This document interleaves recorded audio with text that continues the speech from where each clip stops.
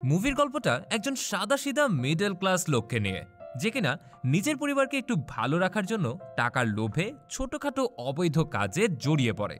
আর এই টাকার লোভ তাকে দিয়ে কি কি করিয়ে নেয় সেটাই আমরা আজকের মুভিতে দেখতে চলেছি। আমাদের আজকের মুভির নাম লাকি ভাস্কর। সদ্য মুক্তিপ্রাপ্ত এই অসাধারণ মুভিটি উপভোগ করতে চাইলে আমাদের সাথেই থাকুন। মুভির শুরুতেই আমাদের 1992 সালের বোম্বে শহরকে দেখানো হয়, আর এই শহরেই থাকে আমাদের গল্পের হিরো ভাস্কর। ভাস্কর সকাল সকাল ঘুম থেকে উঠে টেপ রেকর্ডারে গান শুনতে শুনতে জগিং করতে যায়। ভাস্কর যে যথেষ্ট ধনী এটা তার গেট আপেই বোঝা যাচ্ছিল। ভাস্করের মতে মানুষের জীবনযাত্রা কয়েক গুণ বাড়িয়ে দিতে পারে টাকা, আর এই টাকা কামানোর সবচেয়ে সহজ উপায় হচ্ছে দালাল স্ট্রিট।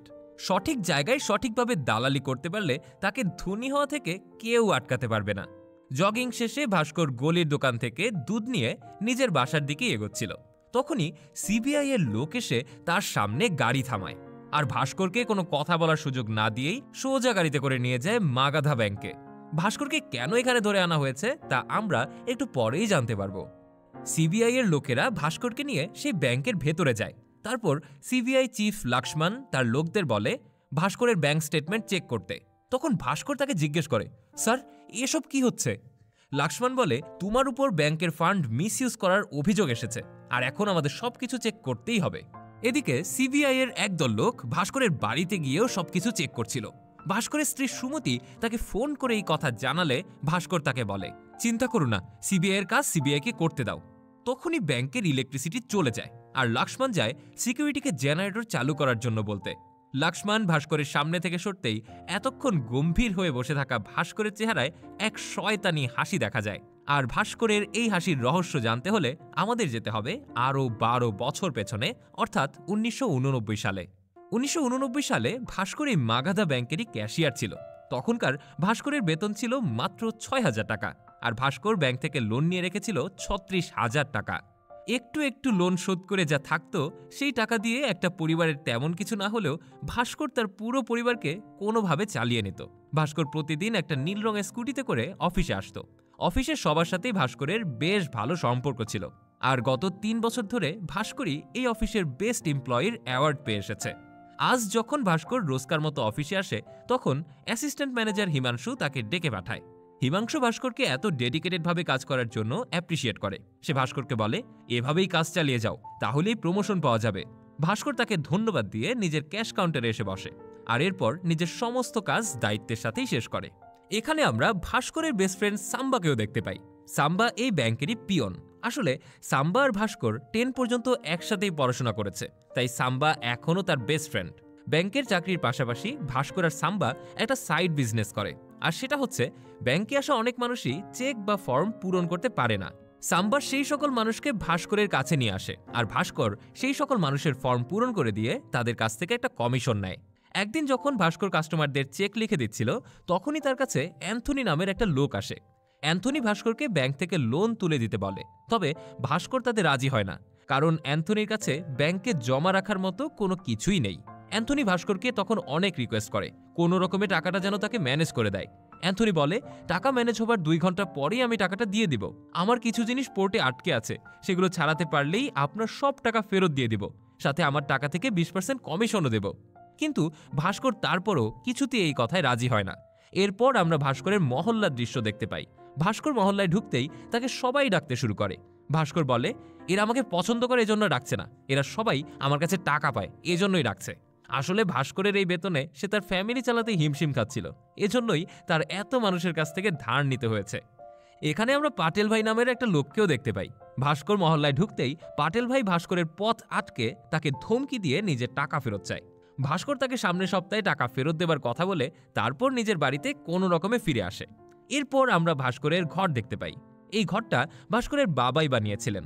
ভাস্করের পরিবারে ছিল তার ছোট ভাই, যে কিনা ইঞ্জিনিয়ারিং পড়ছে, আর তার ছোট বোন কলেজে পড়াশোনা করে। এছাড়াও রয়েছে তার বাবা। ভাস্করের বাবার নাম প্রহ্লাদ কুমার। ভাস্করের বাবা ছিল একসময় নামকরা অ্যাকাউন্টেন্ট, তবে বন্ধুদের সাথে বিজনেসে ধোঁকা খেয়ে সে এখন প্যারালাইজড হয়ে বাড়িতেই থাকে। ভাস্করের স্ত্রী, তার নাম সুমতি।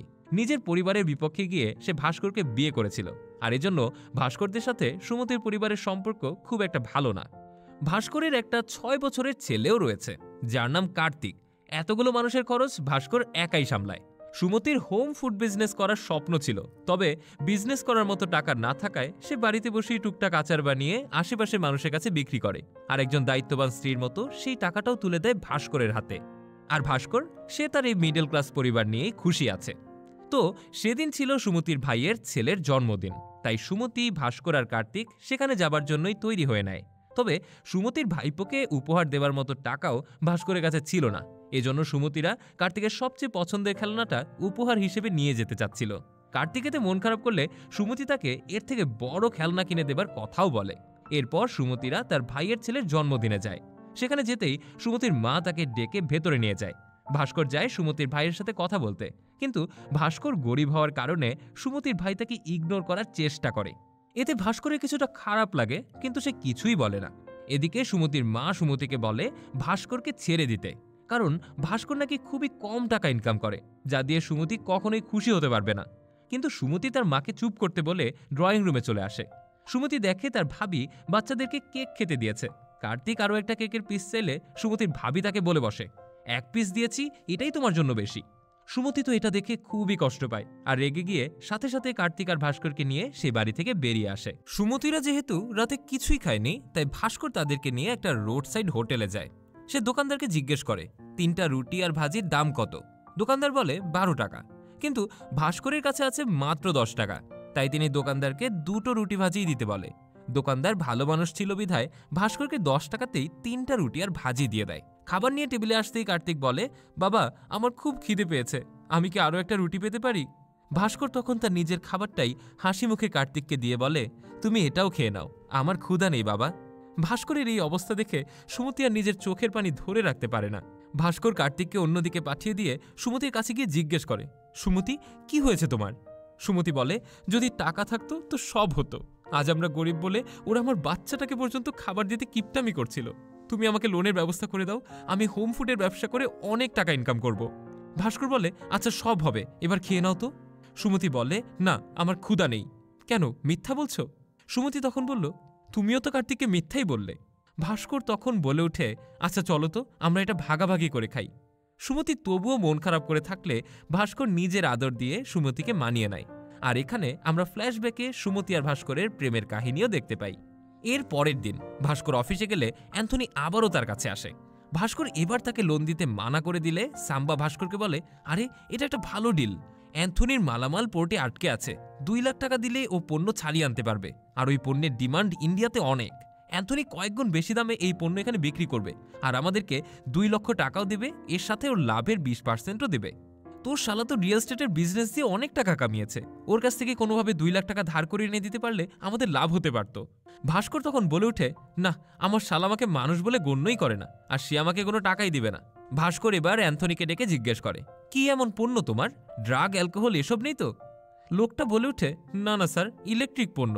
কাসাবা নামের একটা জাহাজের ক্যাপ্টেন জর্জ আমার বন্ধু, ওর মাধ্যমে আমি মালয়েশিয়া থেকে 2.5 লাখ টাকার ইলেকট্রিক পণ্য ইম্পোর্ট করেছি।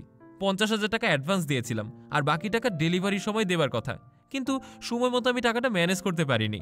1 মাসের মধ্যে টাকা না দিলে জর্জ ওই জিনিসগুলো নিলামে তুলে বিক্রি করে দেবে, তাই আমার টাকাটা খুব দরকার। ভাস্কর বলে, আমি আপনার ব্যাপারটা বুঝতে পারছি, কিন্তু টাকাটা তো আমার না, টাকা ব্যাংকের, ব্যাংক কোনো জামানত ছাড়া লোন দেবে না।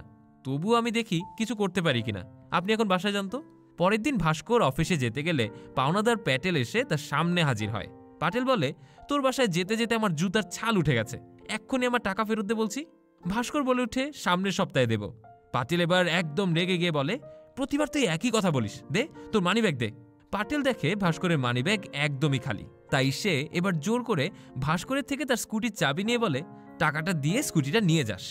ভাস্কর তাকে অনেক রিকোয়েস্ট করে স্কুটির চাবিটা না নিতে, কিন্তু পাটেল স্কুটি নিয়েই সেখান থেকে চলে যায়। এদিকে ভাস্করের অফিসের সময় হয়ে আসছিল, তাই পকেটে টাকা না থাকায় সে বাসে করে অফিসে যেতে পারে না। উপায় না থাকায় ভাস্কর দৌড়ে তাড়াহুড়ো করে অফিসে পৌঁছায়, আর অফিসে এসেই জানতে পারে তার যে পোস্টে প্রমোশন হবার কথা ছিল সেই পোস্টে তার কলিগ সুধীরের প্রমোশন হয়ে গেছে। ভাস্কর এতদিন যাবত অনেক কষ্ট করেছিল শুধুমাত্র এই প্রমোশনটার আশায়। প্রমোশনটা পেলে হয়তো তার আর্থিক অবস্থার কিছুটা উন্নতিও হতো। ভাস্করকে তখন তার কলিগরা সান্ত্বনা দেয়, আর ম্যানেজার হিমাংশু এসে বলে, আমিও চেয়েছি তোমার প্রমোশনটা হোক, কিন্তু জেনারেল ম্যানেজার সুধীরকে রিকমেন্ড করেছে। ভাস্কর তখন প্রচুর কষ্ট পেলেও চুপচাপ সে তার ডেস্কে গিয়ে বসে। ঠিক তখনই তার কাছে সাম্বা আসে। সাম্বা ভাস্করকে একটা লেটার দিয়ে বলে, এই হিমাংশু স্যার জেনে বুঝে তোকে রিকমেন্ড করেনি, এই লেটারটি দেখ, আমি এটা জিএম স্যারের রুম পরিষ্কার করতে গিয়ে দেখেছি। হিমাংশু স্যার শুধু সুধীরের নামে জিএম স্যারের কাছে পাঠিয়েছে, আর তোর নাম তো এই লিস্টেই নেই। উনি বাঙালি আর সুধীরও বাঙালি, তাই উনি সুধীরকেই প্রমোশন পাইয়ে দিয়েছে। ভাস্কর লেটারটি তখন হাতে নিয়ে দেখে অ্যাসিস্ট্যান্ট ম্যানেজার হিমাংশু তার নাম জিএম এর কাছে আসলে পাঠাই নেই। সে লেটারটা নিয়ে রেগে মেগে সোজা হিমাংশুর ক্যাবিনে যায়। ভাস্কর তাকে বলে, আমি গত 3 বছর যাবৎ বেস্ট এমপ্লয় হয়েছি, বিনা কারণে একটা ছুটিও নেইনি, কি কমতি ছিল আমার? সুধীর বাঙালি আর আমি বাঙালি নই, এটাই কি আমার কমতি? এবার হিমাংশু ভাস্করের উপর রেগে যায়। সে ভাস্করকে বলে, তুমি নিজের লিমিট ক্রস করো না, আমি জানি সুধীর তোমার থেকে ভালো, তাই আমি ওকে রিকমেন্ড করেছি, আর ও তোমার মতো এরকম বাইরে সাইড বিজনেস করে না, তুমি জানো এটা করা ইলিগাল, আমি জিএম স্যারকে বলবো এসব। ভাস্কর তখন সাথে সাথে বলে উঠে, সরি স্যার, আপনি এটা বাদ দিন, আমার ভুল হয়ে গেছে। কিন্তু হিমাংশু বলে, কেন বাদ দিব, আমি এটা এখনই জিএমকে গিয়ে বলবো। অফিসের সবাই ততক্ষণে হিমাংশুর কেবিনের সামনে জড়ো হয়ে গিয়েছিল। ভাস্কর তাদের সবার সামনে কাঁদতে কাঁদতে হিমাংশুর পা ধরে মাফ চায়। অফিসের সবাই হিমাংশুকে রিকোয়েস্ট করে এটা যাতে জিএম স্যারকে না বলে। এরপর হিমাংশু শান্ত হয় আর ভাস্করকে গিয়ে নিজের কাজ করতে বলে। ভাস্কর এবার হিমাংশুর কেবিন থেকে বের হয়ে সোজা ওয়াশরুমে যায়। একা একা অসহায়ের মতো কান্না করে নিজের চোখ মুছে আবার এমনভাবে ফিরে আসে যেন তার সাথে কিছুই হয়নি। সবার সাথে আবার আগের মতো করেই কথা বলতে থাকে সে, আর তার কলিগরাও এতে কিছুটা অবাকই হয়। অফিস শেষে ভাস্কর আর সাম্বা অফিস থেকে বের হয়ে দেখে হিমাংশু একটা নতুন গাড়ি নিয়ে দাঁড়িয়ে আছে। হিমাংশু তখন ভাস্করকে দেখে বলে, এটা আমার ওয়াইফের জন্মদিনে উপহার দেওয়ার জন্য কিনেছি। ভাস্কর তাকে সকালের ঘটনার জন্য আবারও একবার সরি বলে। হিমাংশু বলে, আমি কিছু মনে রাখিনি, তুমিও সব ভুলে যাও। এরপর ভাস্কর সাম্বাকে নিয়ে একটা চায়ের দোকানে যায়, আর সেখানে আবারও অ্যান্থনি এসে হাজির হয় লোনের জন্য। আজ ভাস্করের মন খারাপ দেখে সাম্বা নিজেই অ্যান্থনিকে মানা করে দেয়, কিন্তু ভাস্কর তাকে ডেকে তাদের সাথে বসতে বলে। ভাস্কর অ্যান্থনিকে জিজ্ঞেস করে, আপনার জিনিস পোর্ট থেকে বের করতে পারছেন? অ্যান্থনি বলে, না না স্যার, আমি টাকাটা জমা করতে পারিনি, আর 1 ঘন্টা পরে ওরা নিলামে তুলে দেবে এগুলো। ভাস্কর বলে, আপনাকে আমি যদি এখন 2 লক্ষ টাকা দেই, আপনি আপনার জিনিস ছাড়িয়ে আনতে পারবেন, তাই তো? অ্যান্থনি বলল, শুধু ছাড়িয়ে নয়, 2 ঘন্টার মধ্যে আপনার 2 লাখকে আমি 4 লাখ করে নিয়ে আসবো। ভাস্কর তখন ব্যাগ থেকে কিছু টাকার বান্ডিল বের করে অ্যান্থনির হাতে দিয়ে বলল, তাহলে টাকা কামিয়ে নিয়ে আসুন, তবে আপনার যা লাভ হবে তা থেকে 10% সাম্বার আর 10% আমার। অ্যান্থনি সাথে সাথে বলে উঠল, ঠিক আছে, আমি একটা ফোন করে নিলাম থামিয়ে আসি। এই বলেই অ্যান্থনি কল করতে যায়। সাম্বা এসব দেখে তো অনেক অবাক হয়। সাম্বা ভাস্করকে জিজ্ঞেস করে, আরে এই টাকা কোথা থেকে এসেছে? তখনই ফ্ল্যাশব্যাকে দেখা যায় ভাস্কর আসলে ব্যাংক থেকে এই টাকা চুরি করে নিয়ে এসেছে। সাম্বা তখন ভয় পেয়ে বলে, আরে তুই এসব কেন করেছিস? ধরা খেলে তো জেল হয়ে যাবে। ভাস্কর বলে, পরশু আমার বাবার চেক আপ করতে হবে, সামনের সপ্তাহে বাচ্চার স্কুলের ফি দিতে হবে, আগের মাসে আমার ভাই বোনের কলেজের ফি দিতে হয়েছে, এই পাটেল আমার স্কুটি নিয়ে গেছে আমার ধারের টাকার জন্য। আমি ধার করে হলেও সৎ থেকে সব কিছু ম্যানেজ করার চেষ্টা করেছি, ভেবেছি প্রমোশন হলে সব ঠিক হয়ে যাবে, কিন্তু এখানেও সুধীর টাকা খাইয়ে প্রমোশন পেয়ে গেল, আর আমি যেই বাসে অফিসে আসবো সেই টাকাটাও এখন আমার পকেটে নেই। আমার নিজের প্রতি আমার এখন মায়া হচ্ছে। আমার পরিবার অনেক সহ্য করেছে, আর না, যা হবে আমারই তো হবে, আমি আমার পরিবারকে আর সাফার করতে দেব না। তখনই সাথে সাথে অ্যান্থনি এসে বলে, নিলাম বন্ধ করিয়েছি, এখন যেতে হবে। ভাস্কর বলে, আমি আপনাকে না জেনেই ভরসা করেছি, তবে আমার আরও কিছু জানা দরকার আপনার এই কাজের ব্যাপারে। অ্যান্থনি বলল, আচ্ছা বলছি। ভারতে বর্তমানে ইলেকট্রিক পণ্যের অনেক ডিমান্ড, আর এই পণ্য বিদেশ থেকে আমদানি করা হয়। যেই পণ্য মালয়েশিয়া বা আরব কান্ট্রিতে 10 থেকে 12,000, সেই একই পণ্য এখানে 40 থেকে 50,000। আর যদি একসাথে অনেকগুলো আনা হয় তাহলে এই পণ্য আমরা 7 থেকে 8,000 টাকাতে আনতে পারবো। ভারতে এসে এই পণ্যের দাম বেড়ে যাবার কারণ হচ্ছে সরকারকে এসবের উপর অনেক ট্যাক্স দিতে হয়। তবে ট্যাক্স না দিয়ে পোর্টে চেনা জানা মানুষ থাকলে টাকা দিয়ে ইলিগালভাবে ট্যাক্স দেয়া ছাড়াই এই পণ্য আমদানি করা যায়, আর আমি সেটাই করেছি। সব শুনে ভাস্কর তার উপর ভরসা করে আর টাকাটা নিয়ে যেতে বলে। তবে সাম্বা অ্যান্থনির উপর আর ভরসা করতে পারে না, তাই সেও অ্যান্থনির সাথেই যায়। এরপর ভাস্কর তার বাসায় ফিরে আসে, আর ভাস্কর ঢুকতেই সুমতি তার কাছে আসে, এসে বলে, পাটেল ভাই তোমার স্কুটি নিয়ে গেছে, মহল্লার সবাই তো এই কথাই বলছে।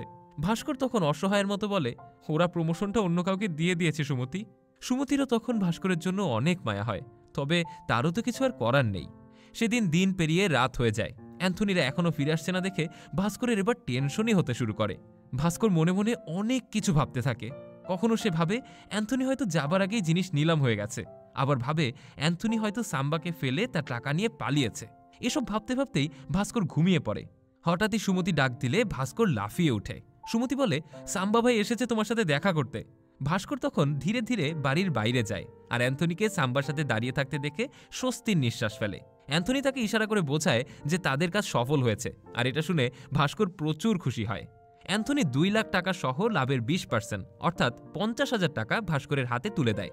অ্যান্থনি বলে, পুরো 2.5 লাখ টাকা লাভ হয়েছে, অনেক ধন্যবাদ স্যার ভরসা রাখার জন্য।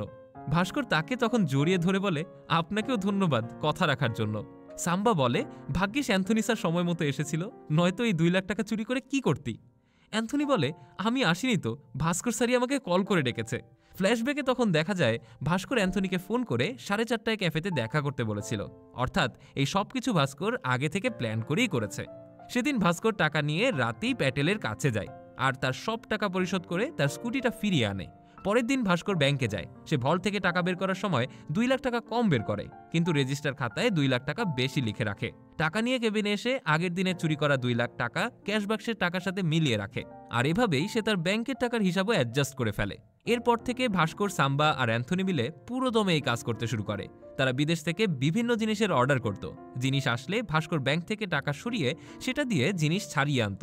এরপর দেশি দালালের কাছে বিক্রি করে যা লাভ হতো সেটা তারা 3 জন ভাগ করে নিত, আর ব্যাংকের টাকা আবারও জায়গা মতো সেখানেই রেখে দিত। এভাবেই লাভের টাকা দিয়ে ভাস্কর নিজের বাসায় অনেক জিনিস কিনে আনে, আর সুমতি এসব দেখে তো বেশ অবাক হয়ে যায়। সুমতি তার এমন আচরণ দেখে প্রচুর রেগে যায়। সে ভাস্করকে বলে, তোমার এত পরিবর্তন কিভাবে হলো? যা ইচ্ছে হয় কিনে আনছো, ড্রিঙ্কস করে বাসায় ফিরছো, আর এখন রাতে বাসায় আসারও প্রয়োজন মনে করছো না? ভাস্কর তখন তাকে চুপ করিয়ে দিয়ে বলে, আমি খরচ যা করছি তোমাদের উপরই তো করছি, তাই না? সুমতি তখন আবারও জিজ্ঞেস করে, কিন্তু এই টাকা আসছে কোথা থেকে? ভাস্কর তখন তার বউকে বলে, আচ্ছা তোমাকে বলছি, কিন্তু তুমি কাউকে বলো না। আমার বন্ধু অ্যান্থনির সাথে মিলে আমি এক্সপোর্ট আর ইম্পোর্টের বিজনেস করছি। ব্যাংক এমপ্লয়ি তো, এজন্য একটু সিক্রেটলি করতে হচ্ছে। সুমতি তখন বলে, তুমি ইনভেস্টমেন্ট কোথায় পেয়েছো? ভাস্কর বলে, ব্যাংক থেকে লোন নিয়েছি, আর আগের লোনটা পরিশোধ করে দিয়েছি। এরপর ভাস্কর সুমতির হাতে কিছু টাকা দিয়ে বলে, কাল নিজের জন্য একটা নেকলেস কিনে নিও। পরের সপ্তাহে কার্তিকের জন্মদিন, আমরা কি এবার কার্তিকের জন্মদিনটা বড় করে পালন করতে পারি? ভাস্কর তখন সায় দিয়ে বলে, আচ্ছা ঠিক আছে, করব। এরপর খুব ধুমধাম করে তাদের বাসার ছাদেই কার্তিকের জন্মদিন উদযাপন করা হয়। তারা তাদের পরিচিত সবাইকেই ইনভাইট করে সেই জন্মদিনে। সবাই তো এত বড় পার্টি দেখে খুব অবাক হয়, কেউ কেউ তো মনে মনে জ্বলছিল। সেই পার্টি শেষে অ্যান্থনি, সাম্বা আর ভাস্কর মিলে গল্প করছিল। অ্যান্থনি বলে, আমার ছেলের আমেরিকায় চাকরি হয়ে গেছে, এতদিন আমি যা করেছি সবকিছু ওর জন্যই করেছি। এখন আমি আর এসব করব না, আমিও এখন আমেরিকায় চলে যাব। তবে যাবার আগে শেষবারের মতো একটা বড় লাভ করতে চাই। সেই টাকা দিয়ে আমি আমেরিকায় একটা দোকান খুলে নিব, কারণ আমি চাইছি না আমার ছেলের উপর বোঝা হয়ে থাকি। সাম্বা বলে, কিন্তু বড় লাভ কিভাবে হবে? এই শনিবার দুবাইয়ের এক জাহাজ থেকে 3টা ইম্পোর্টেড গাড়ি আসছে। আমাদের কাছে যদি 10 লাখ টাকা থাকে, তাহলে এবার শুধু 2 থেকে 4 না, বরং 6ও হতে পারে। সব মিলিয়ে পুরো জ্যাকপট। ভাস্কর বলে, কিন্তু 10 লাখ টাকা বের করা তো এত সহজ না, এটা করা খুবই রিস্কি হবে। অ্যান্থনি বলে, ঠিক আছে, আমাকে 2 দিনের মধ্যে জানাবেন, আর এটাই আমার শেষ ডিল স্যার। এরপর অ্যান্থনি আর সাম্বা সেখান থেকে চলে যায়।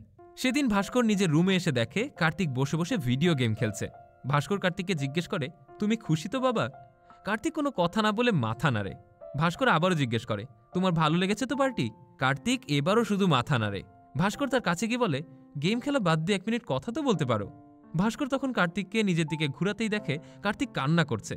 কার্তিক এবার ভাস্করকে জড়িয়ে ধরে কাঁদতে থাকে।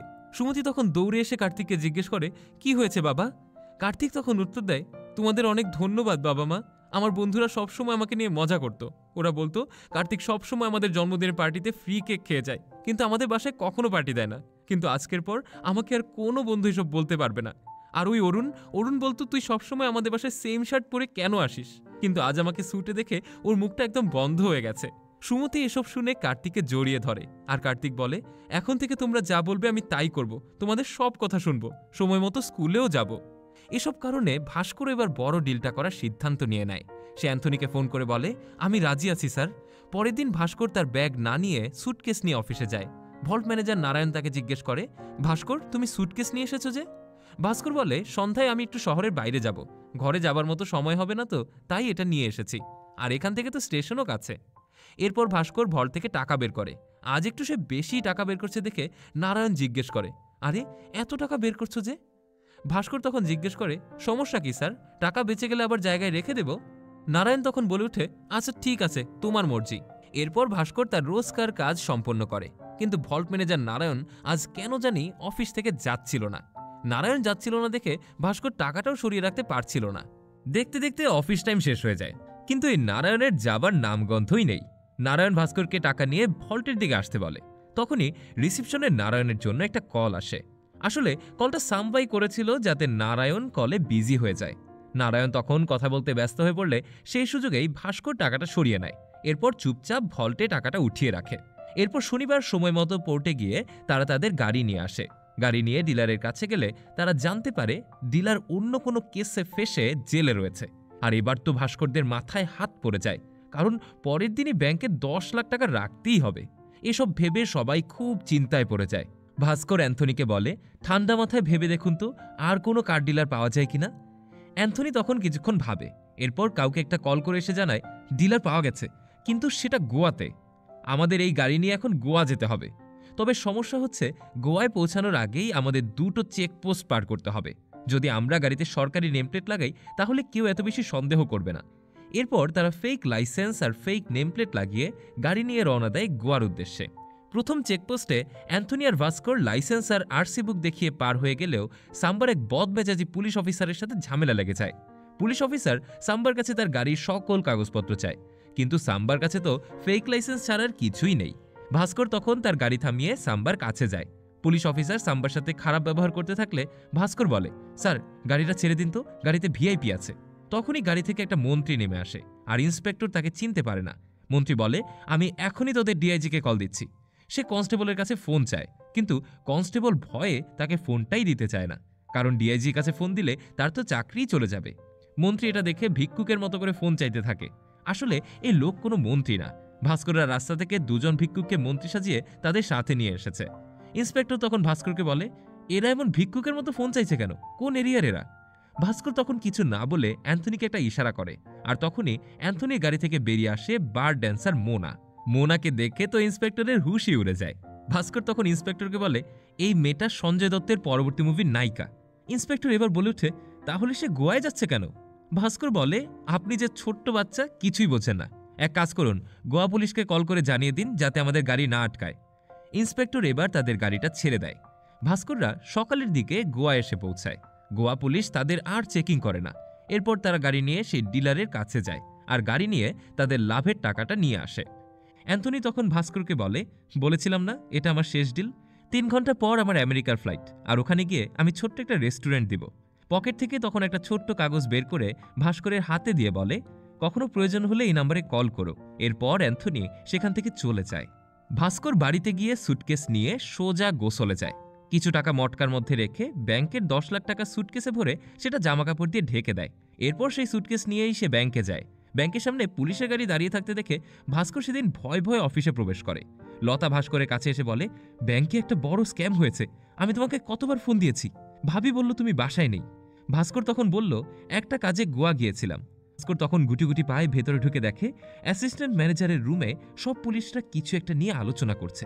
ভেতরে জিএম এর কোন এক প্রশ্নের জবাবে লতা ভাস্করকে দেখিয়ে দিলে সবাই এক নজর ভাস্করের দিকে তাকায়। ভাস্করের তো তখন জান উড়ে যাবার মতো অবস্থা। হাত থেকে সুটকেসটা কোনো রকমে বেঞ্চের উপর রেখে সেখানেই সে দাঁড়িয়ে থাকে। ভেতরে সবাই তার দিকে আসছে দেখে ভাস্করের তখন হাত পা কাঁপতে শুরু করেছে। কিন্তু দেখা যায় পুলিশরা সবাই ভাস্করকে পাশ কাটিয়ে হিমাংশু আর সুধীরকে নিয়ে বাইরে চলে যায়। লতা ভাস্করের কাছে এসে তখন বলল, হিমাংশু স্যার আর সুধীর কাস্টমারদের লোন দিয়ে তাদের কাছ থেকে বড় অঙ্কের কমিশন নিত। গত সপ্তাহে একজন এই ব্যাপারে কমপ্লেন করেছে। ভাস্কর তো তখন হাফ ছেড়ে বাঁচে, কিন্তু বিপদ যে তখনও শেষ হয়নি। ভাস্কর দ্রুত তার কেবিনে গিয়ে সুটকেসটা রাখে, এরপর ভল্টে যায় নারায়ণের সাথে টাকা আনতে। নারায়ণ তখন রেজিস্টার খাতায় টাকার অ্যামাউন্ট লেখার সময় ভাস্করকে বলে, 40 লাখ টাকা বের করেছো তাই না? ভাস্কর বলে, না না স্যার, 50 লাখ। নারায়ণ বলে, মনে তো হলো 40 লাখ। না না স্যার, 50 লাখ টাকাই বের করেছি। এরপর ভাস্কর টাকা নিয়ে তার ক্যাবিনে আসে। সুটকেস থেকে টাকা বের করে ভল্টের টাকার সাথে মিশিয়ে রাখার জন্য সুটকেসে হাত দিতেই সেখানে জিএম এসে পড়ে। জিএম সুটকেসটা দেখে বলে, এটা এখানে নিয়ে এসেছো কেন? ভাস্কর বলে, শহরের বাইরে গিয়েছিলাম স্যার, সেখান থেকে সোজা ব্যাংকে এসেছি। জিএম তখন বলে, সুটকেসটা খোলো তো। ভাস্কর এবার ঘাবড়ে যায়। জিএম নারায়ণকে ডেকে বলে, ভল্ট থেকে কয় হাজার টাকা বের করা হয়েছে, গুনে দেখো তো। একদিকে নারায়ণ টাকা গুনতে শুরু করে, আর অন্যদিকে ভাস্কর তার সুটকেস খুলতে শুরু করে। নারায়ণ টাকা গুনে বলে, টাকার অ্যামাউন্ট ঠিক আছে। এদিকে ভাস্করও তার সুটকেস খুলে দেখা যায় সুটকেসে জামা কাপড় ছাড়ার কিছুই নেই। আসলে ভাস্কর জানতো অফিসে এত ঝামেলা হয়ে যাওয়ার পর সবাই একটু সাবধান হয়ে গেছে, তাই সে ভল্ট থেকে টাকা বের করার আগেই সুটকেস থেকে টাকা বের করে টেবিলের উপর একটা ট্রেতে রেখে সেটা উল্টে রাখে। টাকা নিয়ে আসার পর ট্রেটা আবারও উল্টে রাখে, আর নারায়ণ সেই টাকাটা দেখতে পেয়ে সেটা সহ গুনেই 50 লাখ টাকা আছে বলে জানিয়ে দেয়। জিএম তখন ভাস্করকে বলে, আজ সুধীররা যা করেছে এরপর আমি আর ব্যাংকের কারো উপর বিশ্বাস করতে পারছি না, কিন্তু তুমি ভালো কাজ করছো। এরপর জিএম সেখান থেকে চলে যায়, আর ভাস্করও হাফ ছেড়ে বাঁচে। ভাস্কর নিচে আসতেই তার ছোট ভাই বলে, আমি আমেরিকার ইউনিভার্সিটি থেকে অফার লেটার পেয়েছি ভাইয়া। ভাস্কর খুশি হয়ে তাকে জিজ্ঞেস করে, আরে ফি কত? এরপর তারা ভিসা কনসালটেন্টের কাছে এসে জানতে পারে ফি হচ্ছে 6 লাখ টাকা। ভাস্কর তার ছোট ভাইয়ের মুখের দিকে তাকিয়ে তাকে আর মানা করতে পারে না। ভাস্কর তার জমানো সব টাকা দিয়ে তার ভাইকে আমেরিকায় পড়াশোনা করতে পাঠায়। একদিন সকালে ভাস্কর অফিসে এসে দেখে অফিসের সামনে চেয়ারম্যানের গাড়ি রাখা। সেখানে সে হিমাংশুর গাড়ি দেখে গার্ডকে জিজ্ঞেস করে, এটা এখানে কিভাবে আসলো? গার্ড বলে, এটা হিমাংশু স্যারের বাড়ি থেকে জব্দ করে আনা হয়েছে। ভাস্কর এবার অফিসে ঢুকে দেখে চেয়ারম্যান স্যারের রুমে কিছু একটা নিয়ে মিটিং হচ্ছে। ভাস্করকে সেখানে আসতে দেখে চেয়ারম্যান হার্ষা তাকে বসতে বলে। ভাস্কর আসলে বুঝতেই পারছিল না এখানে কি হয়েছে। সে ভয়ে ভয়ে চেয়ারম্যানের সামনে গিয়ে বসে। চেয়ারম্যান তখন বলে উঠে, তুমিই তাহলে ভাস্কর? তোমার কথা অনেক শুনেছি। ভাস্কর ভয়ে ভয়ে বলে, সব ঠিক আছে তো? চেয়ারম্যান তখন হেসে বলে, অনেক কিছু আসলে ঠিক করতে হচ্ছে। সুধীরদের স্ক্যামের জন্য ব্যাংকের রেপুটেশন খারাপ হয়ে গেছে, আর বর্তমানে ব্যাংকের অ্যাসিস্ট্যান্ট জেনারেল ম্যানেজার আর ম্যানেজার দুটো পোস্টই খালি আছে। তাই আমি কিছু বিশ্বস্ত লোককে এই পোস্টে নিয়োগ দিতে যাচ্ছি। এর কিছুক্ষণ পরই ভাস্করকে হাসতে হাসতে চেয়ারম্যানের কেবিন থেকে বের হয়ে আসতে দেখা যায়, কারণ ভাস্কর এখন এই ব্যাংকের অ্যাসিস্ট্যান্ট জেনারেল ম্যানেজার, আর তার বেতন এখন 19,000 টাকা। ভাস্কর চেয়ারম্যানের কাছ থেকে হিমাংশুর গাড়িটাও চেয়ে নেয়। এরপর খুশি মনে গাড়ি নিয়ে বাড়ি এসে সুমতিকে কোলে তুলে ঘোরাতে থাকে। সুমতি বলে, কি হয়েছে? ভাস্কর বলে, আমার প্রমোশন হয়ে গেছে, আর এই গাড়িটা এখন আমাদের। ধীরে ধীরে ভাস্করের সমস্ত স্বপ্ন যেন পূরণ হয়ে যাচ্ছিল, কিন্তু বাস্তবতা তো এতটাও সহজ না। সিন এবার বর্তমানে শিফট হয়। এক সিবিআই অফিসার ভাস্করের ব্যাংক অ্যাকাউন্ট ডিটেলস বের করে লাক্সমানকে দিলে লাক্সমান দেখে ভাস্করের ব্যাংক ব্যালেন্স 100 কোটি টাকা। লাক্সমান ভাস্করকে বলে, একজন সাধারণ ব্যাংক এমপ্লয়ির অ্যাকাউন্টে এত টাকা এলো কিভাবে? এখন এগুলোর হিসাব আমাকে দিন। সিন তখনই 1990 সালের ডিসেম্বর মাসে শিফট হয়। ভাস্কর তার দায়িত্ব ঠিকঠাক মতোই পালন করছিল। সময়টা তখন 1991 সালের 2রা জানুয়ারি। কাটারি ব্যাংকের পক্ষ থেকে সুরাজ নামের একজন লোক হার্ষার বিয়ার্ড সাইন করাতে ভাস্করের কাছে আসে। চেয়ারম্যানের কথা মতো ভাস্কর হার্ষার পাঠানো বিয়ারে সাইন করে তো দেয়, কিন্তু তার সাথে ডেটও ফিক্স করে দিয়ে সুরাজকে বলে, এই বিয়ারের মেয়াদ 2 সপ্তাহ পর্যন্ত থাকবে। 2 সপ্তাহের মধ্যে ব্যাংকে টাকা ফেরত দিয়ে যেতে হবে ইন্টারেস্ট সহ। সুরাজ তখন ভাস্করের দিকে একটা ব্র্যান্ডের ঘড়ি এগিয়ে দিয়ে বলে, এটা ভাবির জন্য। ভাস্কর বলে, ভাবির জন্য তো গিফট আমি কিনবো। সুরাজ তখন বলে উঠে, তবুও আমাদের মাঝে সম্পর্কটা একটু ভালো হওয়া দরকার। ভাস্কর তখন বলে উঠে, না, আমার শুধু 2 সপ্তাহের মধ্যে টাকা ফেরত দরকার। সুরাজ তখন আর কোনো কথা না বাড়িয়ে ঘড়িটা নিয়ে সেখান থেকে চলে যায়। ভাস্কর সেদিন বাসায় ফিরে সুমতিকে একটা সোনার নেকলেস উপহার দেয়। সুমতি বলে, এটা কিসের জন্য? ভাস্কর বলে, প্রমোশন উপলক্ষে তোমার জন্য এটা গিফট। এরপর ভাস্কর কৌতূহলবশত হার্ষার ব্যাংক স্টেটমেন্ট চেক করে। ভাস্কর দেখে হার্ষার ব্যাংক অ্যাকাউন্ট থেকে প্রতি মাসে কোটি কোটি টাকা অন্য অ্যাকাউন্টে ট্রান্সফার করা হয়, কিন্তু সেটা কাটারি ব্যাংকের অ্যাকাউন্টে নয়, বরং তার নিজের অ্যাকাউন্টেই ট্রান্সফার করা হয়েছে। আবার কাটারি ব্যাংকের অ্যাকাউন্ট থেকেও হার্ষা অন্য ব্যাংকের নাম করে এভাবেই টাকা তুলে নিচ্ছে। ভাস্কর এই ব্যাপারটা ভালোভাবে জানতে কাটারি ব্যাংকের ম্যানেজারের কাছে ব্যাংকের স্টেটমেন্ট চায়, কিন্তু কাটারি ব্যাংকের ম্যানেজার তাকে ব্যাংকের স্টেটমেন্ট দেয় না। ভাস্কর ব্যাপারটা ভালোভাবে তদন্ত করার জন্য হার্ষার কোম্পানিতে যায়, আর এক এমপ্লয়ির মাধ্যমে জানতে পারে হার্ষা 2 ব্যাংক থেকে এভাবে ফ্রড করে টাকা তুলে। এগুলো সে শেয়ার মার্কেটে ইনভেস্ট করে, তবে তার ইনভেস্ট করার পদ্ধতিটা একটু ভিন্ন। হার্ষা প্রথমে কম দামে ছোট ছোট কোম্পানির শেয়ার কিনে নেয়, এরপর সেগুলোর দাম বাড়ানোর জন্য সে নিজের লোকদের নিয়েই সেই সমস্ত শেয়ার কেনায়। শেয়ারগুলোর দাম বাড়ছে দেখে অন্যান্য কোম্পানিগুলো সেগুলো কেনার সাহস করে, আর হার্ষা নিজের সব লোকদের সেই সমস্ত শেয়ার চড়া দামে বিক্রি করে দিতে বলে। শেয়ার মার্কেট থেকে লাভ করে হার্ষা নিজের ভাগের টাকাটা রেখে বাকি টাকা দিয়ে ব্যাংকের ঋণ পরিশোধ করে দেয়। সব জেনে ভাস্কর বাসায় ফিরে বিষয়টা চেয়ারম্যানকে জানানোর কথা ভাবে। তখনই সেখানে সুমতি কার্তিককে নিয়ে এসে বলে, তোমার ছেলে কি করেছে দেখো, সে অনুজকে অদিতির ব্যাগ থেকে চকলেট চুরি করতে দেখেছে, কিন্তু বিষয়টা প্রিন্সিপালকে না জানিয়ে অনুজকে পার্টনার বানিয়ে নিজেও চুরি করা চকলেটে অর্ধেক ভাগ বসিয়েছে। ভাস্কর তখন কার্তিককে জিজ্ঞেস করে, কি হলো বাবা, এমনটা করলে কেন? কার্তিক তখন বলে, অনুজকে পার্টনার করে আমি অর্ধেক চকলেট পেয়েছি, কিন্তু প্রিন্সিপালকে জানালে তো আমি কিছুই পেতাম না। ভাস্করেরও তখন মনে হয় আসলে চেয়ারম্যানকে জানালে এখানে তার কোনোই লাভই হবে না, তাই সে এবার হার্ষার লোক সুরাজের সাথে দেখা করতে যায়। ভাস্কর সুরাজের সাথে ডিল করে যে এখন থেকে সুরাজ যেই বিয়ার নিয়ে আসবে সেটার 1% ভাস্করকে ক্যাশে দিতে হবে, আর হার্ষারা শেয়ার মার্কেট শেয়ার কখন কিনবে কখন বেচবে তা একদিন আগেই ভাস্করকে জানাতে হবে। সুরাজ জিজ্ঞেস করে, এটা কি ফাইনাল? ভাস্কর বলল হ্যাঁ। সুরাজ তখন বলে ওকে ডান। এরপর থেকেই বিয়ার নেওয়ার সময় সুরাজ 1% টাকা ভাস্করকে দিত। ভাস্কর সে 1% টাকা দিয়ে সুরাজের কাছ থেকে আপডেট নিয়ে হার্ষাকে ফলো করে নিজেও শেয়ার মার্কেটে ইনভেস্ট করতে থাকে, আর রাতারাতি সে অনেক টাকা কামিয়েও ফেলে। এরপর সিন প্রেজেন্টে আসলে লক্ষ্মণ ভাস্করকে জিজ্ঞেস করে, শেয়ারে 2 সপ্তাহে 50 লাখ টাকা কামিয়েছ, আর এই টাকাকে তুমি 4 গুণও করে ফেলেছ, কিন্তু একদিনেই তুমি 69 লাখ টাকা খরচ কিভাবে করলে? সিন তখন আবারও অতীতে শিফট হয়। এখানে আমরা ভাস্করের পরিবারকে দেখি। ভাস্করের বোন একটা ছেলেকে ভালোবাসত, আর তাদের বিয়ের কথা পাকাপাকি করতে সেই ছেলের পরিবার ভাস্করদের বাসায় আসে। ছেলেপক্ষের দাবি ছিল বিয়েটা যেন বড় করে হয়। ভাস্কর তার বোনের বিয়ের গয়না কিনতে সেদিন সোনার দোকানে যায়, কিন্তু ভাস্করদের গাড়ি আর পোশাক দেখে দোকানের লোকজন তাদের সাথে খুব একটা ভালো ব্যবহার করে না। গয়না কিনে ভাস্কররা টাকা চেকে পেমেন্ট করতে গেলে ম্যানেজার বলে এখানে চেক অ্যালাউড না। ভাস্কর এবার রেগে গিয়ে সুমতিদের নিয়ে গয়নার দোকান থেকে বেরিয়ে আসে। এরপর ব্যাংক থেকে 69 লাখ টাকা তুলে সেই টাকাটা দিয়ে প্রথমে একটা দামি ব্র্যান্ডের গাড়ি কিনে নেয়। এরপর পোশাকের দোকানে গিয়ে দোকানের সবচাইতে দামি পোশাকগুলো কিনে আবারও সেই গয়নার দোকানে ফিরে আসে। গয়নার দোকানদাররা ভাস্করদের গাড়ি আর গেটআপ দেখে এবার তো অবাকই হয়ে যায়। তারা এবার ভাস্করকে অনেক সম্মান দেখাতে শুরু করে, কিন্তু ভাস্কর দোকানের সমস্ত গয়না কিনে নিয়ে টাকা ক্যাশে পেমেন্ট করে, কিন্তু সেখানে 3 লাখ টাকা কম ছিল। দোকানের ম্যানেজার এবার নিজে থেকে এসে বলে, স্যার আমরা চেক অ্যালাউ করি। ভাস্কর তখন একটা মুচকি হাসি দিয়ে তার পরিবার নিয়ে বাসায় ফিরে আসে।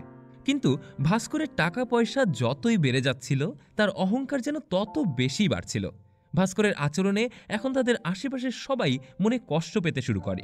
সুমতির সেই শান্ত স্বভাবের ভাস্কর এখন সবসময় রেগে মানুষের সাথে কথা বলে, টাকার গরম দেখায়। একদিন পাটেল ভাস্করের গাড়িতে ধাক্কা দিলে ভাস্কর পাটেলের স্কুটি সেখানেই ভেঙে ফেলে। সুমতি তাকে বাধা দিতে গেলে ভাস্কর তাকেও কথা শুনিয়ে দেয়, আর এটা নিয়ে সুমতির সাথে ভাস্করের ঝগড়া বাঁধে। সুমতিও এখন ভাস্করের থেকে দূরে দূরে থাকতে শুরু করে। প্রেজেন্টে সিবিআই লক্ষ্মণ ভাস্করকে বলে, সবকিছু তো ভালোই চলছিল, তাহলে সুমতির হোম ফুড বিজনেসটা কেন বন্ধ করলে? সিন তখন আবারও বাস্টে যায়। একদিন ভাস্কর অফিসে বসে তার কাজ করছিল, তখন তার কাছে কাটারি ব্যাংকের ম্যানেজার চলে আসে, আর কাটারি ব্যাংকের ম্যানেজার ভাস্করকে তখন নতুন কিছু বিয়ারে সাইন করে দিতে বলে। ভাস্কর বলে, আপনাদের কাছে তো এখনো 90 কোটি টাকার মতো ঋণ রয়েছে, আপনারা সেটাই হার্ষাকে দেননি, আপনারা আরও ঋণ নিতে এসেছেন? কাটারি ব্যাংকের ম্যানেজার এটা শুনে অবাক হয়ে বলে, কই, হার্ষার কাছে তো আমি 1 কোটি টাকার বেশি বিয়ারে সাইন করিনি। ভাস্কর তখন বিয়ারের কাগজগুলো বের করে কাটারি ব্যাংকের ম্যানেজারকে দেখালে ম্যানেজার বলে, আমার সাইন কেউ নকল করে এই বিয়ার পাশ করিয়েছে। এই কথা শুনে ভাস্কর এবার টেনশনে পড়ে যায়। ব্যাংক থেকে এত টাকা স্ক্যাম করা হয়েছে, পুলিশ এটা জানতে পারলে সবার আগে 2 ব্যাংকের ম্যানেজারকেই ধরবে। কাটারি ব্যাংকের ম্যানেজার এই ব্যাপারে অতিরিক্ত চিন্তা করার কারণে সেখানেই হার্ট অ্যাটাকে মারা যায়। ভাস্কর এটা দেখে অনেক কষ্ট পায়, তবে এখন তার আগে নিজেকে বাঁচাতে হবে। ভাস্কর তখন সুরাজকে গিয়ে হুমকি দিয়ে বলে, আমি যদি ফেঁসে যাই তাহলে তোমাদের কাউকে আমি ছাড়ব না, তাই দ্রুত ব্যাংকের টাকা ফিরিয়ে দাও। পরের দিন ভাস্কর সুমতি আর কার্তিককে নিয়ে সুমতির বাবা বাড়িতে যায়। ভাস্করের শালার রিয়েল স্টেটে অনেক লস হয়ে গিয়েছিল। একদিন যেই শালা ভাস্করকে ইগনোর করে চলতো, এখন সেই শালাই ভাস্করের কাছে রিকোয়েস্ট করে টাকা চাইতে থাকে। অন্যদিকে সুমতি যখন তার মায়ের সাথে গল্প করছিল, তখন তার মা আবারও ইনিয়ে বিনিয়ে ভাস্করকে ছোট করতে থাকে। সুমতি এবার রেগে তার মাকে কথা শুনিয়ে দেয়। সুমতির মা বলে, হোম ফুড বিজনেস করে কয়েকটা টাকা কামিয়ে এখন টাকার অহংকার দেখাচ্ছিস, তাই না? ভুলে যাস না এই আইডিয়াটাও আমিই তোকে দিয়েছিলাম, আর আজ তোর যা হয়েছে সব আমার কারণে। সুমতি এই কথায় রেগে গিয়ে বাড়ি ফিরে নিজের দোকান ভাঙতে শুরু করে। ভাস্কর তাকে আটকাতে গেলে সুমতি তাকেও দূরে সরিয়ে দিয়ে বলে, আমি আমার মায়ের কথায় রাগ করিনি, আমার রাগ এই জন্য হয়েছে যে টাকার মুখ দেখে তুমিও বদলে গেছো। আমার চাই না সব কিছু, আমি আবার আমার পুরনো ভাস্করকে ফিরে পেতে চাই। তখনই ভাস্করের বাবা এসে তাকে একটা আলাদা রুমে ডেকে নিয়ে যায়। ভাস্করের বাবা রেগে তাকে কিছু কাগজ দেখিয়ে বলে, তুমি এইসব টাকা অবৈধভাবে শেয়ার মার্কেট থেকে কামিয়েছো, তাই না? এই লটারি, ফুড বিজনেস সবকিছু একটা বাহানা ছিল মাত্র, কি আমি সত্যি বলছি? ভাস্কর তখন বাবাকে বলে, আমি সবকিছু আমার পরিবারের জন্যই করেছি বাবা। ভাস্করের বাবা তখন বলে, কখনো কখনো আমরা পরিবারের ভালোর জন্য করা ভুল সিদ্ধান্তগুলোই আমাদের পরিবারে ভাঙন ধরাতে পারে। বাবার কথা শুনে ভাস্করও তার ভুল বুঝতে পারে। একদিন সুরাজ আবারও বিয়ারে সাইন নিতে আসলে ভাস্কর হার্ষার বিয়ারে আর সাইন করবে না বলে জানিয়ে দেয়, কারণ হার্ষারা আগের ঋণগুলি এখনও পরিশোধ করেনি। ভাস্করকে এবার উপর থেকে জিএম আর চেয়ারম্যান মিলে চাপ দিতে শুরু করে যাতে ভাস্কর হার্ষার বিয়ারে সাইন করে দেয়। কিন্তু ভাস্কর তাদের মুখের উপর রিজাইন লেটার জমা দিয়ে সবার সামনেই নিজের চাকরিটা ছেড়ে দেয়। সেদিন রাতে ভাস্করের কলিগ তাকে ফোন দিয়ে বলে সামনের মাসে রিজার্ভ ব্যাংক থেকে ব্যাংক পরিদর্শনে আসবে, কিন্তু এখনও অনেক টাকার হিসাব পাওয়া যাচ্ছে না। ভাস্কর বলে এ কথা আপনি জিএমকে বলুন, আমি এখন আর ওই অফিসে চাকরি করি না। পরের দিন ভাস্কর জগিংয়ের জন্য বের হলেই সেখান থেকে তাকে সিবিআইরা অ্যারেস্ট করে। আর এতক্ষণ যাবৎ সিবিআই ভাস্করের কাছ থেকে তার অতীতের কাহিনী শুনছিল। সব শুনে সিবিআই অফিসার লক্ষ্মণ বলে আমি তোমার অপরাধের কোনো প্রমাণ পাইনি, কিন্তু তোমাকে এত সহজে ছেড়ে দিতেও ইচ্ছে করছে না। আমি তোমার আর সুমতির ফাইন্যান্সিয়াল স্ট্যাটাসের একটা রিপোর্ট বানিয়ে ট্যাক্স ডিপার্টমেন্টে জমা দিব। এরপর তারাই তোমাদের সকল সম্পত্তি জব্দ করে নেবে আর তোমাদের ধরে জেলে পুরবে। তবে এসব থেকে বাঁচার জন্য তোমার কাছে একটা উপায় আছে। তুমি তোমার অ্যাকাউন্টের 100 কোটি টাকা হার্ষার অ্যাকাউন্টে পাঠিয়ে দাও, আর হার্ষা সেই টাকা দিয়েই ব্যাংকের ঋণ পরিশোধ করে দেবে। এতে তোমার, হার্ষার আর ব্যাংকের সবারই ভালো। ভাস্কর তখন সাথে সাথেই বলে ওঠে, তার মানে সকাল থেকে জিজ্ঞাসাবাদের যে নাটক চলছে তা সবকিছু আমার টাকাটা নেবার জন্য, তাই না? ভাস্কর তখন ওয়াশরুম থেকে বেরিয়েই দেখে জিএম আর চেয়ারম্যান স্যার সেখানে দাঁড়ানো। ভাস্কর বুঝতে পারে এরাও এই হার্ষার চক্রান্তের সাথেই জড়িত। ভাস্কর তাদেরকে 100 কোটি টাকার চেক লিখে দিয়ে ব্যাংক থেকে বেরিয়ে আসতে নেয়। চেয়ারম্যান তখন তাকে জিজ্ঞেস করে নিজের সব টাকা দিয়ে দিলে আফসোস হচ্ছে না তো? ভাস্কর তখন একটা মলিন হাসি দিয়ে বলল, জুয়ায় যেই টাকা জিতেছিলাম সেটা জুয়োতেই ছেড়ে দিলাম। আমার বাবা আগেই বলেছিল এরকম দিন আসবে। ভাস্করের এত কষ্টে উপার্জিত টাকা সব এভাবে দান করে দিলেও ভাস্করের মনে যেন কোনো কষ্টই নেই। সে খুব খুশি মনে যেভাবে বাড়ি থেকে জগিং করতে বেরিয়েছিল সেভাবেই ফিরে আসে। পরের দিন সকালে সুরাজ ভাস্করের দেওয়া 100 কোটি টাকার চেক ব্যাংকে জমা দেয়। ক্যাশিয়ারের কিছু সন্দেহ হলে ক্যাশিয়ার চেকটা অন্য এক এমপ্লয়িকে দেখায়। লতা চেকটা দেখে অবাক হয়ে জিএমকে গিয়ে বলে, ভাস্করের চেক কিভাবে ইস্যু করাবো? ভাস্কর তো 10 দিন আগেই তার সমস্ত টাকা তুলে অ্যাকাউন্ট ডিঅ্যাক্টিভেট করে দিয়েছে। এই কথা শুনে জিএম তো শকড হয়ে যায়। সে দ্রুত কম্পিউটারে ভাস্করের অ্যাকাউন্ট চেক করে বলে, ভাস্করের অ্যাকাউন্ট তো এখনো অ্যাক্টিভ দেখাচ্ছে। লতা বলে, আরে এটা তো আগের মাসের আপডেট, এই মাস শেষ হলেই ভাস্করের অ্যাকাউন্ট আবার আপডেট করে ডিঅ্যাক্টিভেট করে দেওয়া হবে। এই কথা শুনে লক্ষ্মণ আর চেয়ারম্যানের মাথায় হাত পড়ে। লক্ষ্মণ দ্রুত তার টিম নিয়ে ভাস্করের বাড়িতে যায়, কিন্তু সেখানে ভাস্কর তাদের জন্য কয়েকটা আচারের বয়াম ছাড়া আর কিছুই রেখে যায়নি। আর তারা বুঝতেও পারে না যে ভাস্কর কোথায় গিয়েছে। এদিকে ভাস্কর এতক্ষণে দেশ ছেড়ে আমেরিকায় যাবার জন্য প্লেনে উঠে গেছে। আসলে ভাস্কর আগেই বুঝে গিয়েছিল তার সাথে স্ক্যাম করা হয়েছে। জিএম, হার্ষা আর চেয়ারম্যান মিলে তাকে ফাঁসানোর জন্যই অ্যাসিস্ট্যান্ট ম্যানেজার বানিয়েছিল। ভাস্কর তার সমস্ত কথা বাবাকে বললে তার বাবা তাকে দেশ ছেড়ে যাবার পরামর্শ দেয়। ভাস্কর তখন আমেরিকায় অ্যান্থনির সাথে যোগাযোগ করে। আমেরিকায় যাবার সকল বন্দোবস্ত সেই করে নেয়। আর এরপর প্ল্যান করে জিএম, লক্ষ্মণ আর চেয়ারম্যানকে ফাঁসিয়ে সে সুন্দরভাবে আমেরিকায় চলে যায়। আমেরিকায় গিয়ে ভাস্কর তার সমস্ত টাকা দিয়ে একটা হোটেল কিনে নেয়। এরপর নিজেদের জন্য বাড়ি, গাড়ি একে একে সবকিছুই কিনে ফেলে। আর সে তার পরিবারকে নিয়ে আমেরিকাতে সুখেই বসবাস করতে থাকে। আর এখানেই এই অসাধারণ মুভির সমাপ্তি ঘটে। এই মুভির গল্প আমাদের অনেকগুলো শিক্ষা দিয়ে যায়। আসলে জীবনের খেলায় শেষমেশ যে জিততে পারে সেই মূলত জয়ী হয়। আর এই জয় অর্জন করতে হলে অনেকবারই হারতে হয়, তবে শেষে জয়টাও ছিনিয়ে আনতে হয়। এজন্যই হয়তো বলে, শেষ ভালো যার সব ভালো তার। তো আজকে এ পর্যন্তই। আশা করি সবাই ভালো থাকবেন আর চ্যানেলটা সাবস্ক্রাইব করে আমাদের পাশেই থাকবেন।